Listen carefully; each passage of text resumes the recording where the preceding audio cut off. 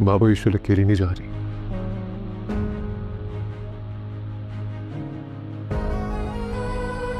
बस मैं सुबह ही जाके ना ईशल को घर ले आऊंगी। बाद में जो भी होगा देखा जाएगा।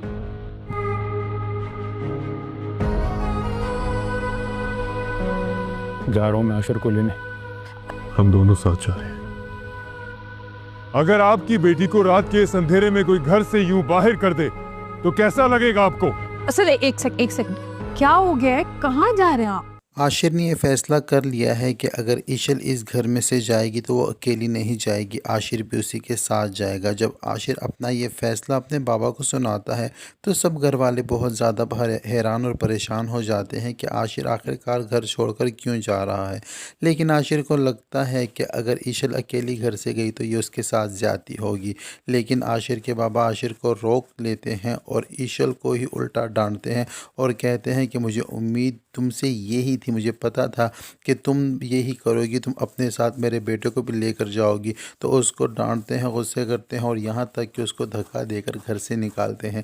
जैसे ही ईशल को धक्का देकर घर से निकालते हैं तो सामने से ईशल की मॉम डैड आ जाएंगे और ईशल को उनसे लिपट कर रोने लग जाएगी। और जब ईशल के बाबा आशिर के बाबा से ये सवाल करेंगे कि आधी रात के वक्त अगर आपकी बेटी को कोई इस तरह धक्के मार कर घर से निकाल दे तो आपके दिल पर क्या गुजरेगी?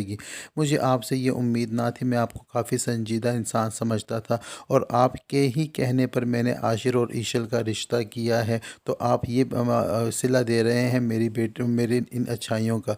तो यहाँ पर जो है ईशल के बाबा अपने साथ ईशल को तो ले जाएंगे, लेकिन आशिर जो है वो भी अब घर में रहने वाला नहीं है। आशिर भी घर छोड़कर निकल जाएगा, चाहे वो अपने ससुर के घर ना जाए लेकिन वो अब अपने घर भी वापस आने वाला नहीं है। तो ये सब सूरत हाल घर की हो चुकी है कि घर में बहुत ज़्यादा टेंशन का माहौल है। और अगर बात की जाए आयज़ा की तो आयज़ा तो यही चाहती थी कि सबको घर से बारी बारी निकाल दिया जाए और ख़ास करके ईशल को इस घर से निकाल दिया जाए और ताकि इस घर में उसी की हुकूमत और उसी की हुक्मरानी चले।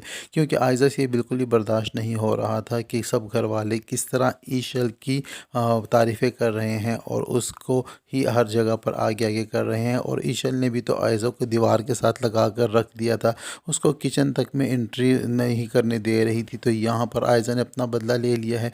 लेकिन जब अनाया और रोहान आएंगे और घर की सूरत हाल देखेंगे तो अब अनाया ही कोई ऐसा चक्कर चलाएगी कि क्योंकि उसके तो अपनी बहन के साथ नहीं लगती और वही और रोहान को भी सारी बातें बता चुकी है और वही ऐसा कुछ करेगी कि सब घर वालों को एहसास हो जाएगा कि उन्होंने ईशल को इस घर से निकाल कर गलत किया है।